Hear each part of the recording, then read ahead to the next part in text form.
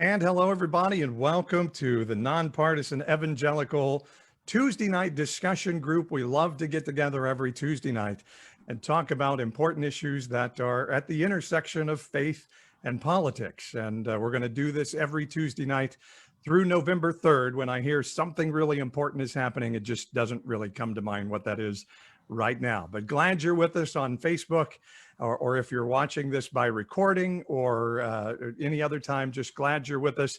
And we're going to have a great discussion about the church, Christians, and their role in politics, and should there be such a thing. And our discussion tonight is brought to you by the Nonpartisan Evangelical Podcast, as well as our friends at Intersecting Faith and Politics, their Facebook page where you can join and talk faith and politics and do it in a safe environment, and our friends at Vote Common Good, who are bussing around the country asking people to think about maybe voting for the common good rather than maybe what you've been told you should be voting for in the past. And we're going to have a great discussion. You can join us by putting your questions and thoughts in the comment section, and we'll hear from you as well. But we have a great panel to discuss the topic tonight. So I'm going to go around the horn, have each of you introduce yourself, tell where you're from and why you joined this panel tonight. And Dave, we'll start off with you. Hi there, everybody. I am David Lester. I'm from the greater Seattle area, and this is my first panel with Nonpartisan Evangelicals, so I'm excited to be here, and thank you for being here with us and engaging on this platform. Faith and politics are things that I love. I love ideas, and I love talking with people and dialoguing about ideas and why people believe what they believe. So this is right up my alley. I'm excited to be here. I'm also a co-host of an upcoming podcast, which will be released sometime before the election with my friend Zach, coming soon. It's called Veterans of Culture Wars. It'll be an evangelical explainer talking about beliefs, history, and culture of evangelical Christianity. So hope you can tune into that as well. Wow, that sounds like that'll be interesting to follow. So we'll jump onto that. Dustin, you up next. Hi, yes, I'm Dustin. I'm from Seattle. I jumped in because, well, I have a background in theology. That's what I went to school for. And, being on the left side of things, I've kind of run into a lot of contention in Christian circles these days, especially these days. And so when I saw this topic come up, I just felt like I had to engage. Something that I'm really eager to do, really excited to talk about. Happy Very to jump good. in. Dustin, glad to have you with us. Katerina, how about you? Hi, my name is Katerina Newsham, and I'm currently located in Longview, East Texas, but I'm from all over the United States and Canada, and I started to care more about politics when I studied international relations for my bachelor's degree, and I care a lot about Christians being salt and light in every sphere that they can do that. And that's me and why I'm here. All right, glad to have you. Tim, how about you? I'm Tim Dietrich. I'm from Fort Worth, Texas, and I am a libertarian-leaning Christian. I have been friends with Lauren for many years, and becoming friends with Paul, and connecting to the groups such as Nonpartisan Evangelical and the Intersecting Faith and Politics, and just really enjoy the opportunity to exchange ideas, sometimes be perhaps a contrarian voice, and also at the same time recognize that we share the same values and the hopes of creating a more just and more equitable society. So excited to be here. Awesome, Tim. And last but not least, Ashley. Hi, everyone. Good evening. Well, I have the same last name as our moderator tonight, and that means that we are related. We are married 26 years and almost 2 months to the day. So we are finally in a groove, kind of got each other figured out maybe. That's awesome. Congrats. So yeah, thank you. So I'm here tonight because I'm married to Paul. And this is our lives. I mean, we love taking apart what does it look like to show up in faith, and what does it look like to show up and do our best, admittedly failing often, do our best to represent the God of the Bible to everybody around us. And so that has been a really intentional focus of our lives since we've been together. And in particular, we have focused on making changes in our own local community. So today I run the Community Foundation in Central California. It's called Central Valley Community Foundation. Prior to that, I served as mayor of the city of Fresno. I was elected in 2008. So I had, we're term limited. I had 2 4-year terms as a strong mayor of Fresno. And prior to that, and really all of my career, including my time as mayor, I've been in the field of community and economic development. So just thinking about and working towards trying to improve the economic conditions of the Central San Joaquin Valley. Like, to me, that's, you know, I can think of nothing more impactful. And I feel like it totally is faith and politics and government intersecting. So that's why Awesome. I'm here tonight. All right. And Katerina, you're our newlywed on the panel, so we'll start with you. So Jesus said, give to Caesar what is Caesar's, give to God what is God's. That's a passage we use a lot to define how Christians should interact with government. Some of our Anabaptist friends would say you should not be involved in politics or government at all. Some would say it's even sinful for a Christian to vote. You just let God put whoever is in charge and go from there. Others are very actively engaged. You mentioned it in your intro. You think Christians should be engaged. Tell us more about how do we define from Jesus talking about giving to Caesar, praying for our leaders, all of those things. What is the role Christians should play in being engaged in our civic government? Well, one thing that I would say is that scripture is a whole lot of information about how we should be. And there are things that are spoken in a specific context to a specific place and people that we extrapolate from there. The letter to the Corinthians, it's the Corinthian church, but we know that what he's saying is true also for Christians today. And we're told to love each other. That's one obvious one that we try to play out in our personal relationships. But for some reason, when it comes to politics, we decide that we just either it's too complicated, we don't want to engage, I don't know how to love people in politics, or God doesn't care about politics, which he never says. And I actually had someone give me a recent example of when Jesus is asked about the Galileans who were murdered in the temple. And Jesus turns things to talking about, well, do you think they were worse sinners than the rest of us or the rest of the people? And they said, well, see, that shows God cares more about us being sinners in that spiritual realm and not about the political realm. But I think it's pretty clear that when God calls us to be salt and light, that's not meant to just end in our personal lives. And I think you can see it when God created us to have dominion over the earth.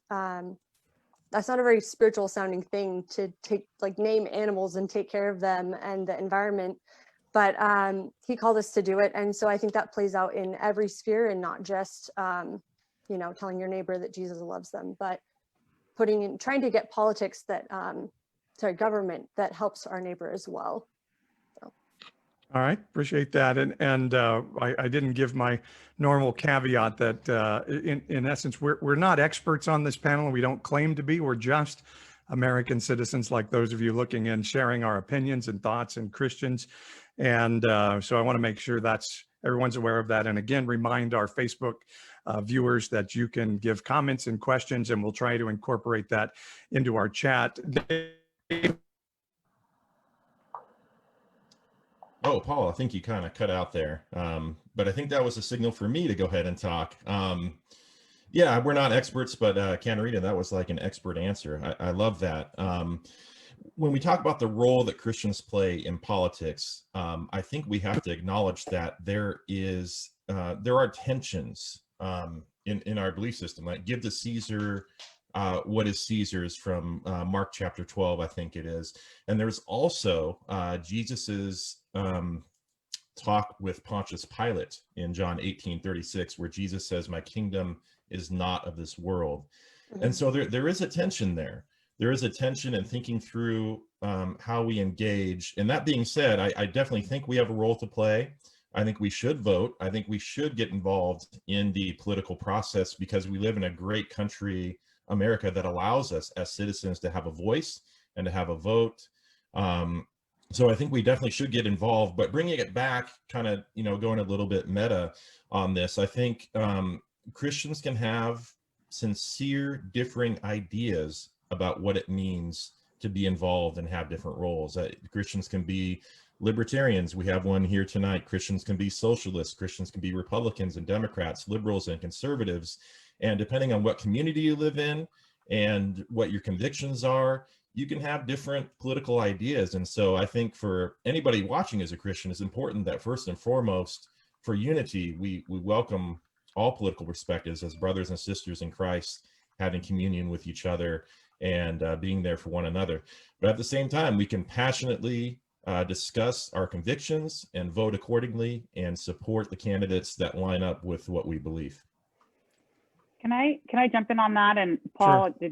did you? Yeah, we have your audio back. Yeah, Okay. I'm back. Yeah. I really appreciate, Dave, what you just said about how you distinguished Christianity from all these different political ideologies. And I think it's worth just pausing for a second and like kind of focusing in on that, because in the American church, the political American church, like honestly, you have to do a double take. Like Paul and I will often ask people like, hey, do you think God is a conservative Republican? They'll go, oh, haha, no, of course not. But secretly, we've been programmed to think like, yeah, but we kind of think he is. And then usually Paul's follow-up question is, okay, well, maybe God's not a conservative Republican, but do you think he requires that of his followers in America today? And if we're being really honest, in the evangelical tradition, that like you got to admit that is really the way we have been programmed. And so I think just drawing attention to the fact that like these things are separate. You can love Jesus with all your heart, and you can be totally sold out to him and not vote Republican. I mean, it happens. It's like this, and I've said this to many friends and colleagues and former colleagues who are Republicans, and it just like you can just like watch their minds explode because we're just so sure they are the same thing. And that's what tonight's discussion is all about. In part, is like, no, they're not the same thing. And don't let it be missed that Dave said a Christian can be a socialist, and that's one of our boogeyman words right now on the right wing. Yeah, so that's I didn't want to be too provocative and like single that out, but you could be a Democrat and be a Christian. And we say it somewhat overtly or covertly, but people like John MacArthur are now saying it out loud that you cannot be a Christian and vote Democrat, which is another thing. But really, should we be involved at all is a little bit of the topic here. And for a lot of Christians, a lot of them are single issue voters. It comes down to abortion. And so, Dustin, let's go to you. What should be the important issues that Christians, if they are convinced they should be engaged in government and civic, in the civic arena, what issues should be important to us as we look at the Bible? Well, personally, from what I've discovered in talking to people and in growing and in studying, again, not an expert, but I've sort of learned that this is heavily influenced by how we view Christ's involvement in culture. We can't really talk about Christianity and politics or Christianity and government without talking about Christianity and culture. We do, but I think that's a mistake. I think as soon as we examine how we believe that our faith and our culture should interplay, we sort of see all of this revealed. Like, should our faith be one that ends up dominating the culture we live in? Do we believe our faith should be one that lives, paradoxically and outside of the culture we live in? How should those two things interplay? Personally, I believe that our faith works best when, honestly, when we're not the dominant power. So in light of that, I think rather than trying to set up a Christian culture through a legal system, which I think is a lot of what goes on the right wing, I think we should try to create a society that is equitable and fair and offers opportunity, offers self-determination. Our God is the author of free will. So having a government that allows that to be lived out, I think is very God honoring. and one that allows, for the least amount of harm as people, live that out, whether they believe in God or not, whether they believe in Christianity or not. Paul talks about how we shouldn't try to, we shouldn't expect non-Christians to live as we do. So we shouldn't vote in a way that forces them to. We should try to build a society that offers them opportunity and offers grounds for conversation, I guess. Okay. Christianity exploded when it was the most persecuted. So you think we should want to be persecuted then? I don't know if I'd go that Please, far. God, send us persecution. I don't know if I'd go that clinging far. to power.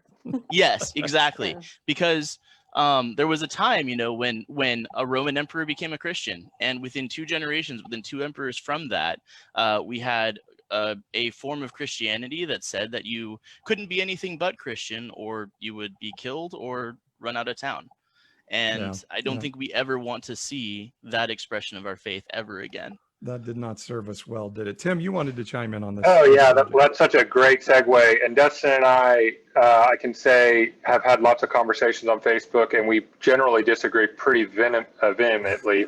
But I can tell you on this particular topic, we are very much in sync. The truth is that the attitude of trying to enforce your perception about morality through laws, and it's a challenge because there are such things as just laws, right? But if you're attempting to enforce religious belief through law, there's no way to do that without infringing on people's rights. And on the right, you have people who are perhaps overly concerned, certainly overly concerned in my view, about things like Sharia law and things like that, and conspiracy theories about people enforcing their religious rights on us. But yet those same people generally have no hesitation about wanting to push forward laws to enforce, say, blue laws about saying when we can do one thing or another on a Sunday, and silly things where there's really no point in that. I completely agree. The goal should be to maximize individual freedom, maximize individual rights. The goal for government should be to protect third parties, protect individual rights, and as much as possible, maximize individual freedom. So if we can do that and we can create a just society that way, and I think that most people, regardless of their faith, can come to some sort of conclusion on what that perhaps looks like, and maximize freedom. That's the ideal. That's got to be the ideal. You don't want to, because as soon as you're not the dominant religion in a democracy, and some other religion wants to enforce their faith on you through law, then you're going to be the one who's having that forced on them. So, all right. Well done. And Ashley, as somebody who's served in office, and I know this is sort of a pet topic of yours, of God's view of government. How do we think God views government? And maybe you can do your spiel a little bit on the difference between politics and government, that there is actually a difference between the two. There is such a big difference. I think, so I think, so I got involved in local politics because I wanted to see impact in the neighborhoods in our city. So it's just a real practical, like, okay, here are the levers. They're really not working well. So probably just kind of have that reform kind of perspective of like, I don't need to be super involved in the debate over like no government, tons of government. Like who really cares? I'm sorry, but like at the local level, it's like all y'all can fight about that all you want. Here's the deal. This isn't working in our town. It's what should take an hour is taking 3 months. Service levels are bad.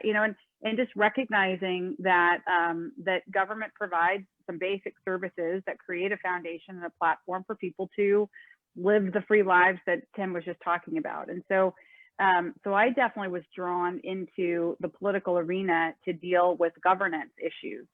And frankly, I think it's entirely possible to operate and function in an elected office with a mindset towards excellence in governance and not have to get too sucked into the political side of things, which really is about exerting personal power in order to, whatever we all, every politician justifies why they need that personal power. Right. They're going to do so much better stuff with it.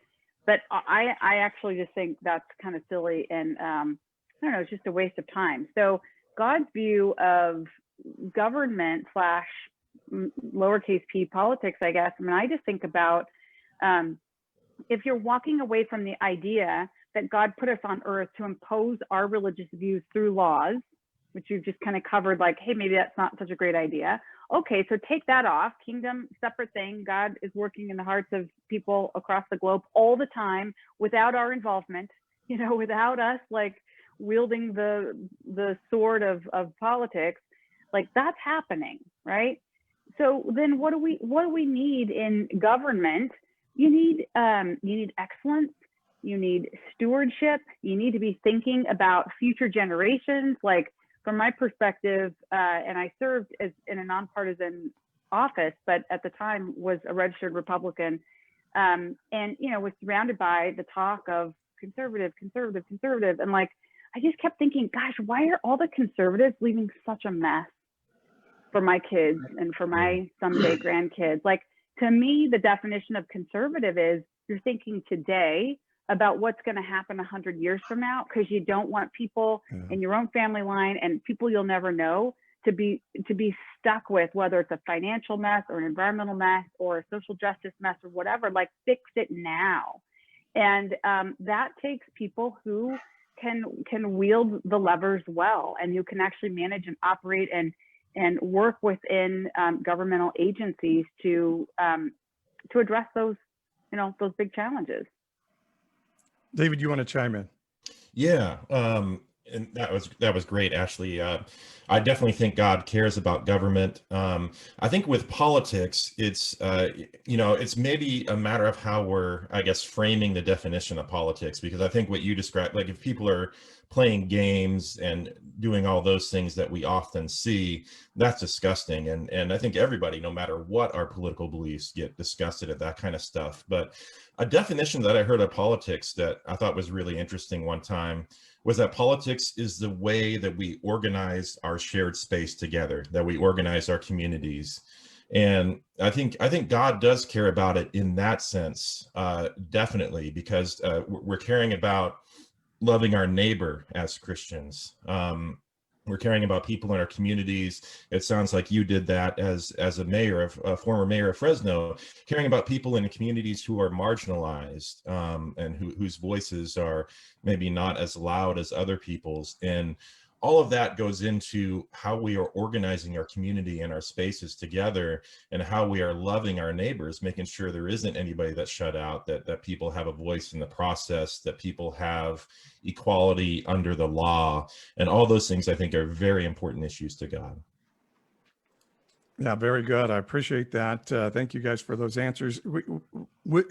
Answer me this, guys. Does God bless a nation based upon its laws? Does God look at us corporately and say, if your laws are good, I love you. If they're not, I don't, and I'm going to punish you? What do you guys think? That is the impetus, I think, of the right-wing abortion movement. If we can overturn Roe v. Wade, we'll be great again, and God will bless us. Anybody have a thought to jump in on that topic? Go ahead, Katerina. So I think there's evidence in the Bible that God does judge groups of people for even the sin of a person or persons within that group. It's not just that God judges individuals, he does judge groups. However, I think that a lot of Christians I know aren't voting to change America. So those that are pro-life and wanting to change Roe v. Wade, they're not trying to do that so that God will bless America. They're doing that because they think it's a justice issue. And then they think that when we act justly, God does bless a nation. They think that it will be an outcome. But a lot of the Christians I know, they're not, just if they're pro-life, they're not doing it so we'll be blessed. They're doing it because they think it's a justice issue. So I just want to differentiate that there. But if anyone else wants to go on from there, that's fine. I do hear it in the context of 2 Chronicles 7:14 a lot, that God will heal our land if we turn from our wicked ways. Sometimes I think we miss that verse actually says, God saying, if my people will turn from their wicked ways, but that's another thing. Dustin, your thoughts on that topic? Yeah, so I actually have known some Christians over the years who, for example, attribute the California wildfire situation to marriage equality issues. Just to toss out a random example of that sort of thing. That's a good one. Yeah. Honestly, though, I think Bonhoeffer put it best, where when there was a specific nation that was consecrated and set apart, and you held up as an example of this is God's people, this is God's chosen people, this is God's chosen nation, which had national concerns, which had, those kinds of geopolitical ramifications to what they were doing, then sure, like I guess, yeah, like theologically speaking, it's reasonable to assume that God blesses and guides their actions and punishes them when they're not living, or I don't, shapes them as they're straying or whatever, as we see in like Judges and whatnot. But as far as now, when our faith is not confined to a specific nation, I think it's a kind of hubris to say that, God blesses my nation because I vote well. There's maybe a little bit of narcissism in that even. I don't think that's a very, we believe in a faith that transcends national lines. So it's like the old adage of sports teams, right? Like if I'm praying for my team to win and this other guy over there who also believes what I believe is praying for their team to win, what's God gonna do? Is it God that made the game win? Like that decided who won the game? Wait, are you telling me God doesn't help my team win when I pray for them? Come on. You're running everything, Dustin. And I think maybe a fair question is, should the goal be the prosperity of America? Is that what, I mean, God wants all the people that he made, he wants to bless them. He said, the Lord, scripture says, he sends rain on the righteous and the unrighteous. Yeah. So is he picking nations to bless and nations not to bless? Right. And I think God does, like, God wants us to take care of each other. And I think that we've seen him, like you see in the Old Testament, even the nations that were driven out before Israel. God does say, oh, you can't go there yet. Their sin hasn't reached a certain point. Like, I'm not going to let you, kick them out yet. So like God sees all that, but I think it is arrogant to claim, but my nation is chosen. And it's like, unless God tells you, like, he did a lot of work to set Israel apart from the other nations.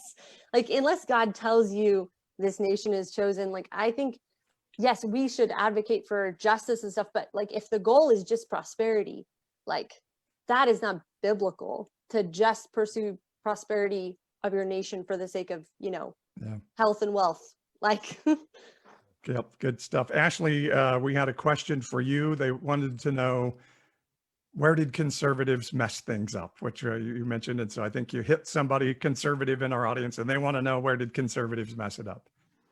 Well, I'll just speak real practically about what we've experienced here in Fresno. So I'm not trying to opine beyond that, which I have immediate experience in dealing with. But so Fresno is, until 2008, Fresno has been kind of a traditional, very conservative, like red political dot in the middle of an otherwise pretty navy blue, obviously, state, California.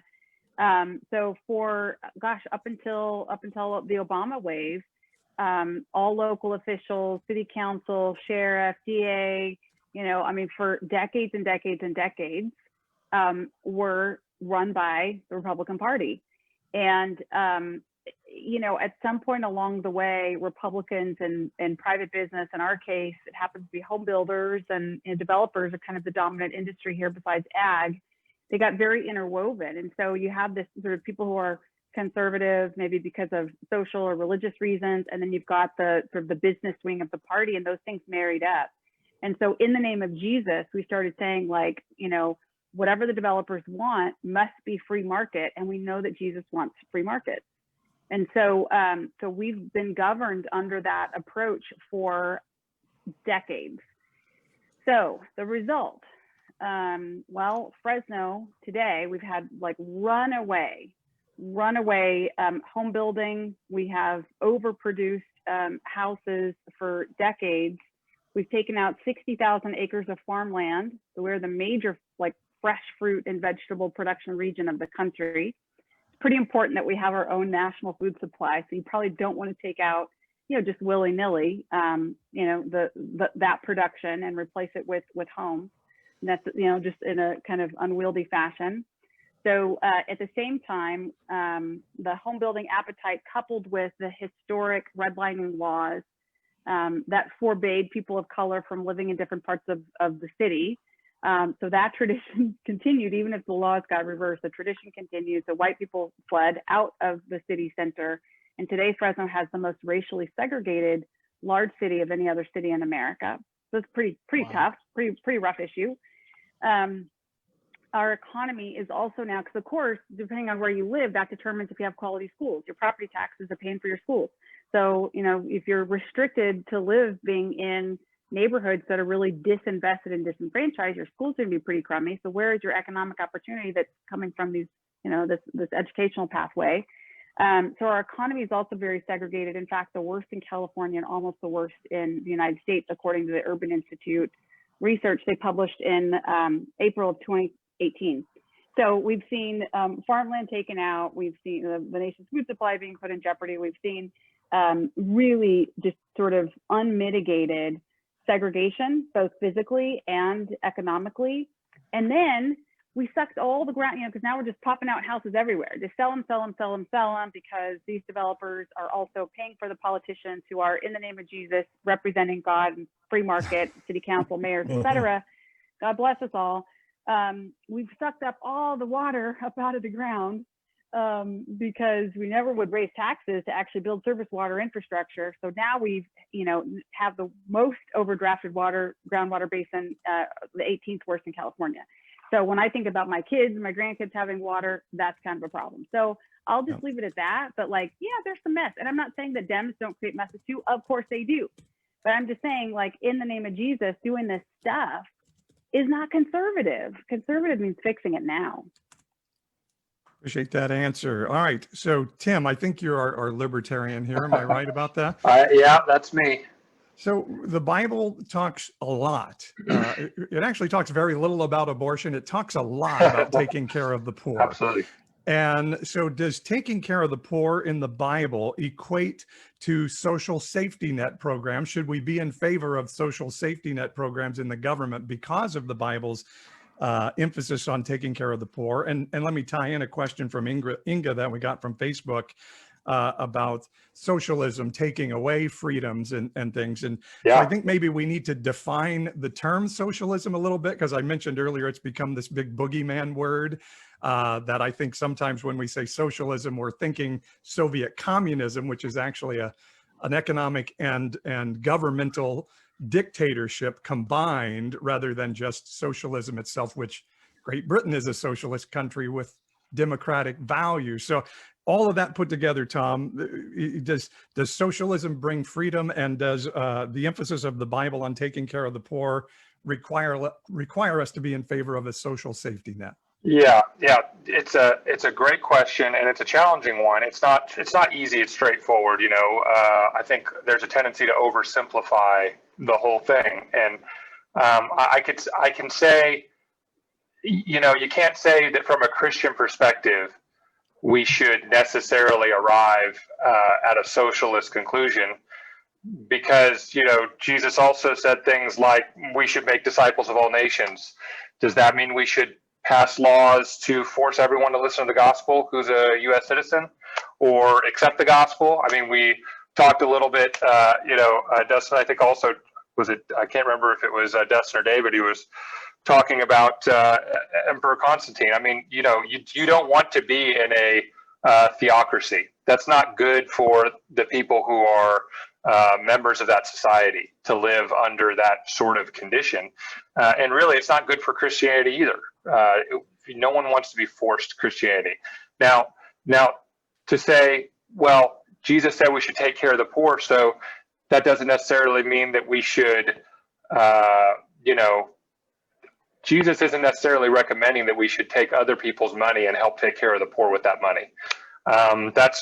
That's a big part of the libertarian argument, and also the conservative argument. Although I think that they are a little bit less. I think they're a little bit more, I should say, disingenuous about making that argument. But I'll say this: most people are in favor of some sort of social safety net. And that doesn't have to do with your faith at all. I mean, if Jesus said, I should take care of the poor, he's talking to individuals. He's not saying you should gather up other people who are richer than you, take their money and take care of the poor with that money. No, he's saying that we should take care of the poor. That's our personal responsibility. Now, a social safety net is sort of a different question. Does a social safety net arrive at a better solution than relying purely on the individual ability of people to provide for the welfare of their friends? And you kind of have to separate society from government, because sometimes we conflate those two things. But the main thing I would focus on is, no, not necessarily, but some sort of social safety net is good. I would say we have over 80, and some estimates say like 100 different welfare programs in this country. There's a lot of talk about what the actual budget of those welfare programs are. I know the number 1 trillion is a little bit contentious, but if you really look at all the different types of disparate programs, maybe educational programs or welfare programs that give direct cash, which are very helpful, versus food stamps, versus this, versus that. We have 80 different bureaucracies that are all competing. And the real question is, do they provide good value for all that money? That's the question I'm asking. It's not really a Christian question. It's a society question. That's really the question we should be asking. I think that we should have a safety net, but I think it should be better. I know David and I think Dustin want to jump in on this one. David, how much does the Bible's talk about taking care of the poor factor into how we interact with our civic government? Yeah, and I will. I'm not a libertarian, but I'm going to partially agree with Tim on some of his points. I think theologically, if you go to the Gospels, I don't, because Jesus was living in a time where Rome was the oppressing force. So Jesus was certainly talking about either a localized community or people giving to the poor. Most definitely, that's in my opinion the context of those gospel messages.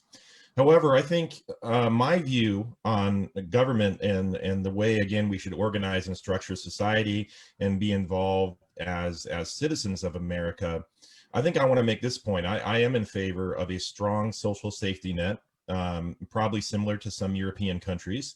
I'm certainly in favor of making it stronger than what it is right now.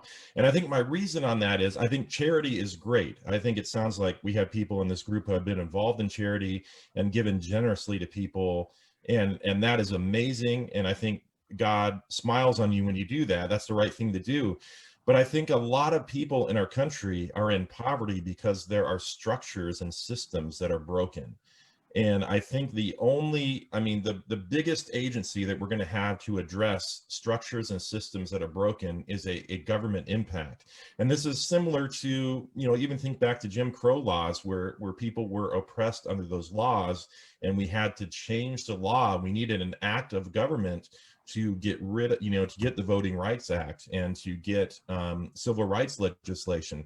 So I think there is a role for government in that. And there's a similar role, I think, for poverty. I think I am not even, I don't have, I think, eyes myself for how dire poverty is in this country and for some circumstances that people face, even here in America, the richest nation on earth. And I think that is something that we really need to think about as Christians. And Dustin, you wanted to chime in this, and maybe from the perspective James is talking about, instead of the safety net programs, maybe we go after wealth inequity and some things like that. Yeah, it was Martin Luther King who said that It's a cruel jest to tell a person to pull themselves up by their bootstraps and you've taken away their boots. I think that, you know, living in a society that we live in that has had certain people groups put down for so long, to the point that, you know, wealth being transferred through families isn't a thing that happens for them, or you know, access to certain economic resources aren't available. I think it's really important that, you know, society's problems are corrected with society's solutions. And I mean, so that's one thing that I want to speak to a little bit, but also just, you know, like yeah, James had said in the comments, you know, that a common argument is that it's the church's job to take care of the poor, not the government's. The thing is, the church is not a building, it's not an organization, it's people.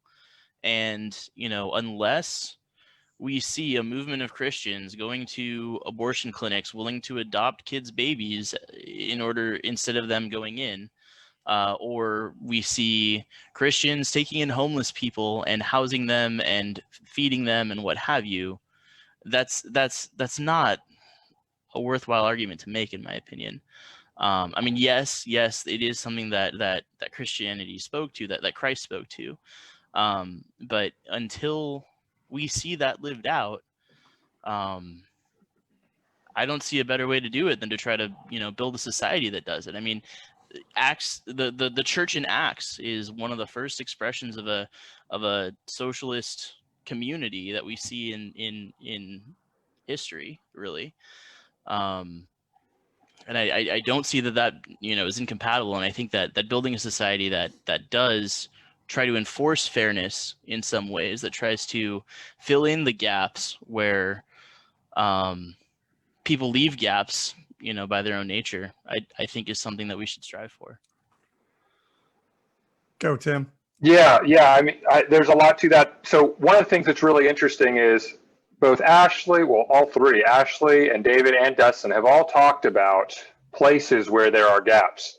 And, you know, but the gap examples that are given are all gaps where, in a lot of ways, government has actually contributed to or created that gap. We've talked about redlining, Jim Crow laws. We've talked about, you know, the Martin Luther King quote is great because we did take away their boots. There's no doubt about that. We have completely undercut minorities and specifically Black Americans in this country. And they're going to take, it's not a matter of one generation, two generations, three generations.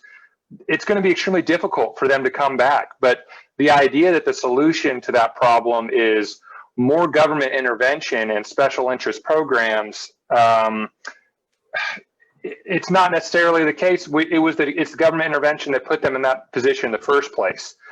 Before government started getting engaged in redlining and all the other kind of stuff that they started getting involved in, Black families were growing. They were becoming. They had very strong marriage rates and rates of staying married. They had the most increased income group over time, and then we use the force of law to undercut that. So I think we got to be really careful when we say we're going to use the force of law to try to solve all of society's problems, when society's problems are really a problem of government in the first place. That's kind of the challenge. Now, that's not to say that creating more equitable laws can't help solve a lot of problems. But that's the key, is they have to be equitable laws. And it's very easy to say, well, by creating this special interest law, we're going to fix society.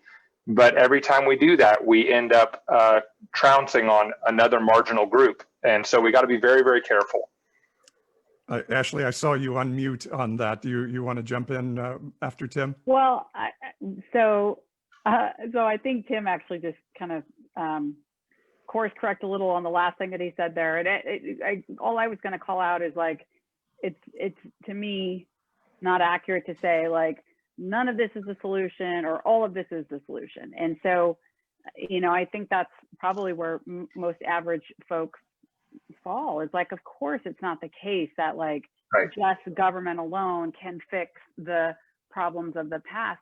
But so often what conservatives and center right people, you know, fall into the trap of doing something that you didn't do, Tim, but you know, we're trained to say that all government is bad. There is Right. no role for government. And we're just leaving a very significant tool off the table. And so anyway, I just wanted to remark on that. And I think, and I'm just the moderator, but is redlining a government causing a problem, or is redlining government legalizing the heart of the people? That was there. Did they codify something that was dark in our hearts already? So, because I think some of what Ashley and I might throw into this is just government isn't this other thing necessarily. Sometimes we make it this other entity, but what government is at its best is a collective of the will of the people it represents. It is, Ashley always tells the story, governments formed, cities formed because they're like, hey, we have to have fire coverage together. We have to take care to make sure all of our homes don't burn down. And so I think some of this comes down to, and maybe some of you want to chime in on this, but government needs to be a collective of our hearts. And so if our hearts are in a place to take care of the poor, then some of our laws are going to reflect that. And that's when government, to me, is operating well. And sometimes if our government has reflected the darkness of our hearts, like in the 60s with the laws we had to pass for civil rights, changing the code is the only way to correct the problem. And then you hope the heart of the people come in line with it. Does that make sense? Yeah, absolutely.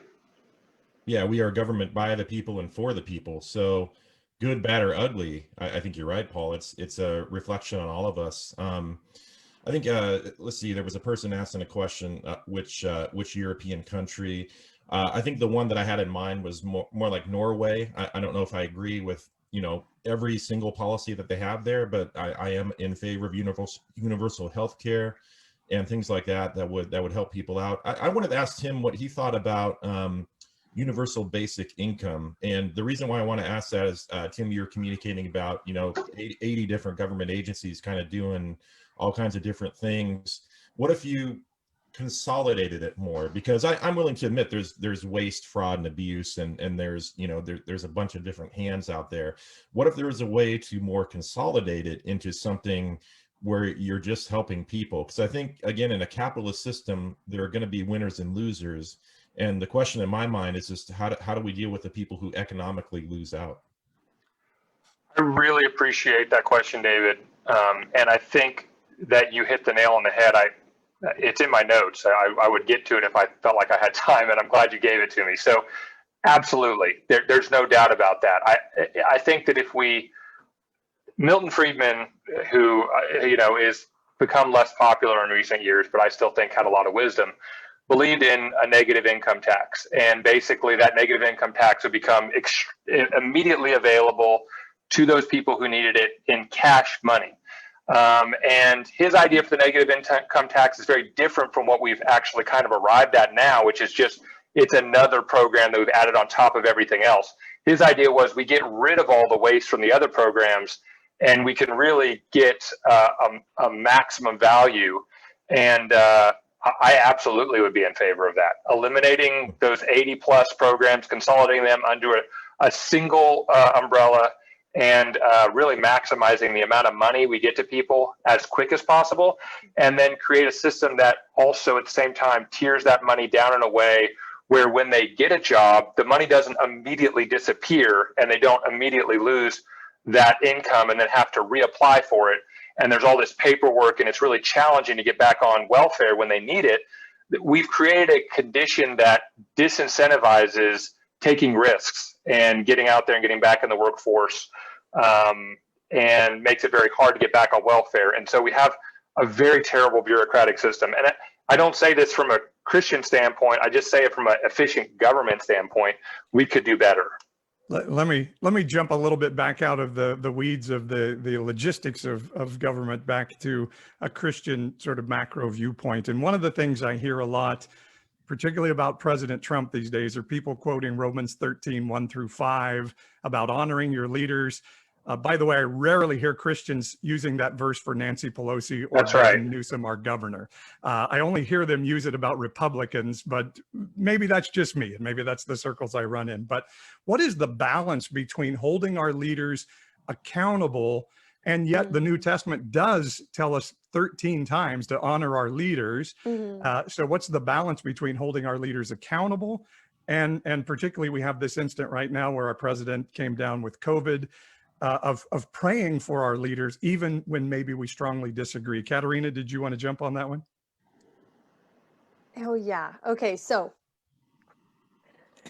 I almost want you to like, I touched on a few things, but yeah, we should definitely pray for our leaders, even really crappy leaders. I mean, we should pray. I mean, I hope Christians were praying for Hitler that he would stop doing what he was doing. You know, even the worst people, criminals and people that have done personal wrong to us, we should pray for them, because that's biblical, is to pray for your enemies, and to love your neighbor as well. So pretty much pray and love everyone, pray for and love everyone. But I almost want you to like restate the question, honestly. It was like a lot. Well, it's what's the balance between, and maybe this, you know, it goes to the Hitler Bonhoeffer question a little bit, even when are we required to stand against a government that we see being unjust? But even in the situation with a leader, you know, we see in the Bible that God sometimes punished leaders. So do we pray for God not to punish a leader? What does that honor versus praying for a leader versus holding them accountable look like? I mean, you can look at the Psalms, and David had no problem praying for God to punish his enemies.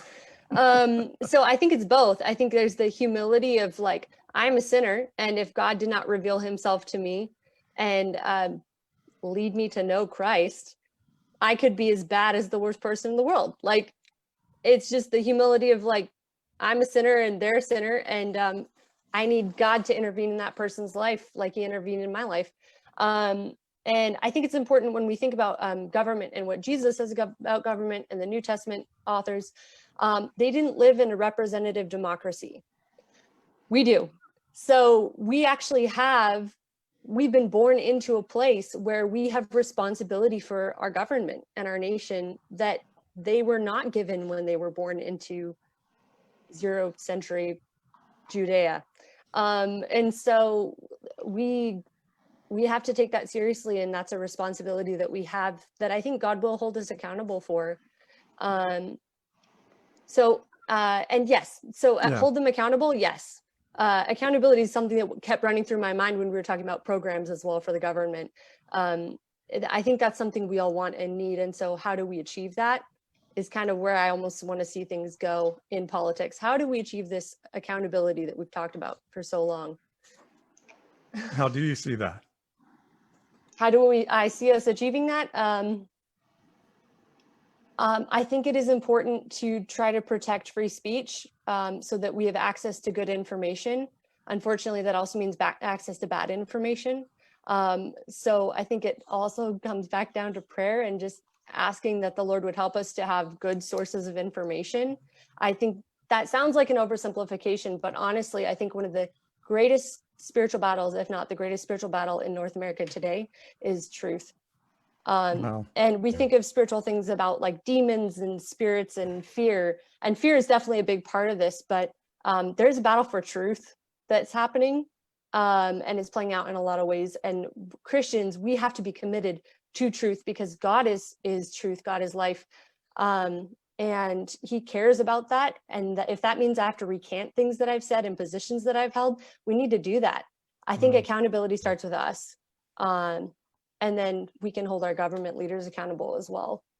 That is, I think you just hit on one of the major points of making sure we're being well informed, and not just being informed in our bubble, and not sharing false information on social media. I see so many Christians sharing bad information, bad memes, and then when I call them out on it, they say, well, the premise is still right, even if the meme is incorrect. I mean, isn't that crazy? It's insane. aren't we commanded to love truth and let the Holy Spirit guide us into all truth? It seems to be like that may be one of the major things of this all. Anybody have a thought on that? Oh, I do. Yeah. Yeah. It used to be that you could go to your Christian brothers and sisters and say, hey, you shared this. I just want you to know it's not technically true. And here are the reasons why. And here's some fact checks that you can look up or some articles you can see. And that would be sufficient for them to both apologize and take it down. And I would say that about politicians when they've shared false information about politicians I didn't agree with, or those that I agreed with. It doesn't matter. It's still a false statement, right? But now it seems like there's a new attitude where it's like, well, I really just posted it to bother people like you, or to bother the left, or to own the libs, or it's insane. And the way that Q has sort of captured the hearts and minds of a big portion of the people I went to church with is disturbing, so unbelievably disturbing and horrifying, that people could be so completely deceived. And you're right, there is a war for truth, and there's a lot of question about what truth is, and that has a lot to do with our current political leaders, obviously, and that's sort of keeping everybody off guard. And it is a disturbing world right now. I don't know what else to say. Yeah. I'm not on Facebook very much because of that. And I know that there were some questions about some of the stuff I said, and I'm not going to be able to respond to it because I'm just not really on Facebook. Sorry, because I can't do it. You know who else is not on Facebook today? QAnon. Yeah. They got banned. Yeah. And that's all a liberal plot, right? That's right. Definitely a liberal plot. I really appreciate Katerina for bringing up this point. It's probably the thing that we should have said right from the beginning. Honestly, when we think about, what does Christianity, how do Christianity and politics intersect, and how do we be salt and light? Period, full stop.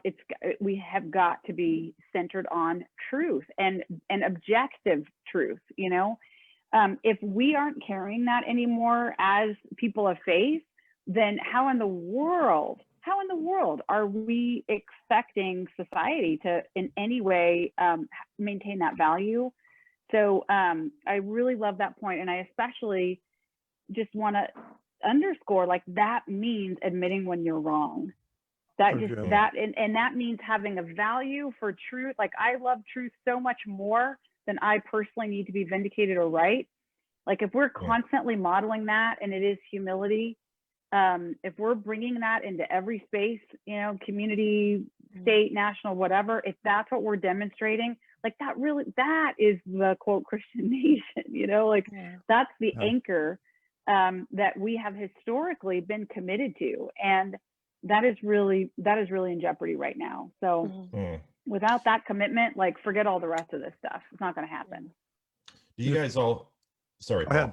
Go, Dave. I was saying, do you guys all think that if people had a stronger commitment to facts and truth, we would find as Americans that we actually agree on a whole lot more than maybe we think we do, right? Even those of us in here are Christians, but even maybe with atheists or agnostics, there's so much junk out there and meant to separate and divide, and people sharing just utterly false things on all sides.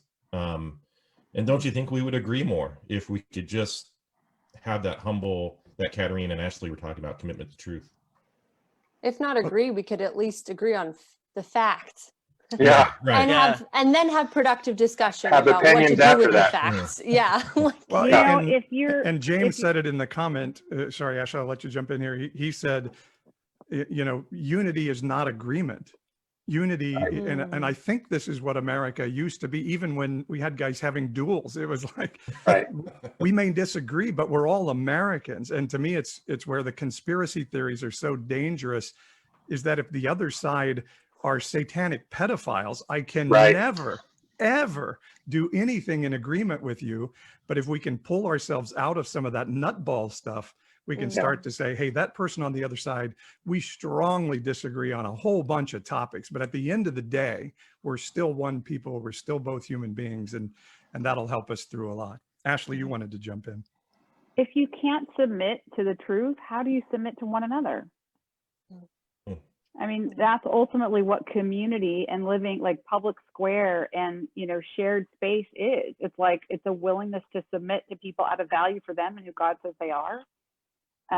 So it's like literally society falls apart if you cannot submit and humble yourself to truth. And I understand a lot of times it's like, you can't prove everything to the, finite degree. So, okay. So you gotta be willing to submit to other people. And of course, you're not going to do that if you don't trust them. The only way to trust them is if they're mutually submitted to truth and accountability. Yeah.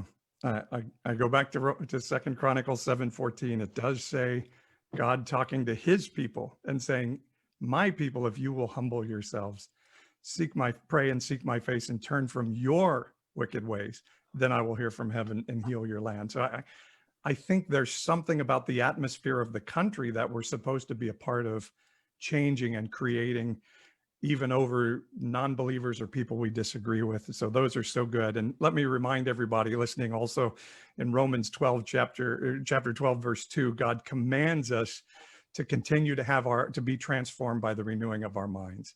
So make sure you're not just watching media and just talking to people who are always reinforcing your beliefs, but listening to great people like the ones on the screen who will challenge those beliefs so you can really know the true will of God in the season. One other thing, raise of hands, by keeping our government accountable, the number one easiest way we can do that is vote, right? Is everybody in favor of people voting? Yes. Yes. Yes. Yes. Unless you're an Anabaptist and it's against your thoughts, do vote and fight for other people's right to vote, because it is the one most important civil right that we have. All right, guys, you were great on the panel. Thanks for being here tonight, everybody. Thanks, Thank Paul. you. Thank you. Loved it. Thank you. And thanks to all of you watching on Facebook, to Lauren, who is behind the scenes doing all the hard work. Next week, next Tuesday, 6 o'clock Pacific, 8 o'clock Central, Who is My Neighbor will be our topic of discussion as we continue to have these interesting discussions about faith and politics every week on Tuesday nights. So thanks to all of you watching, to Intersecting Faith and Politics, to Vote Common Good, and the Nonpartisan Evangelical Podcast. Glad you were with us tonight for this discussion. Good night, everybody.